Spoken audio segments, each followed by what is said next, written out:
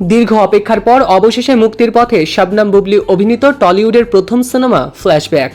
প্রায় 2 বছর আগে শুটিং শেষ হলেও নানা জটিলতায় এতদিন আটকে ছিল ছবিটির মুক্তির কাজ। এবার জানা গিয়েছে আগামী মে মাসেই পশ্চিমবঙ্গে মুক্তি পেতে যাচ্ছে এই নতুন সিনেমাটি। শুধু ভারত নয়, বাংলাদেশেও মুক্তির কথা ভাবছে এবং পরিকল্পনা করছে প্রযোজনা প্রতিষ্ঠান।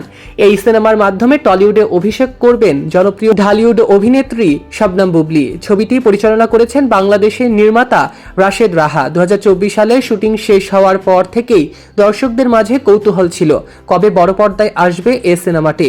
অবশেষে সেই অপেক্ষারই অবসান হতে যাচ্ছে মে মাসে। ছবি মুক্তি প্রসঙ্গে নির্মাতা রাশেদ রাহা জানিয়েছেন, পশ্চিমবঙ্গের বিধানসভা নির্বাচনের ফল ঘোষণার পর সিনেমাটি মুক্তির পরিকল্পনা করছে তারা। প্রযোজনা প্রতিষ্ঠানের সঙ্গে আলোচনা শেষে খুব শীঘ্রই আনুষ্ঠানিক মুক্তির কথা ভাবছে এই সমস্ত প্রযোজক প্রতিষ্ঠান। এরপর বাংলাদেশে মুক্তির প্রক্রিয়াও শুরু হবে। থ্রিলারধর্মী এই সিনেমায় বুবলির সঙ্গে অভিনয় করতে দেখা যাবে পশ্চিমবঙ্গের জনপ্রিয় নির্মাতা অভিনেতা কৌশিক গাঙ্গুলি এবং অভিনেতা সৌরভ দাসকেও। চিত্রনাট্য লিখেছেন ছবিটির খায়রুল বাশার নির্ঝর। সিনেমায় বুবলির চরিত্রের নাম শ্বেতা, যিনি একজন চলচ্চিত্র নির্মাতা। কৌশিক গাঙ্গুলিকে দেখা যাবে অঞ্জন চরিত্রে, আর সৌরভ দাস অভিনয় করছেন ডিকে চরিত্রে। বুবলির প্রথম টলিউড সিনেমা নিয়ে কারা এক্সাইটেড কমেন্টে জানাতে ভুলবেন না।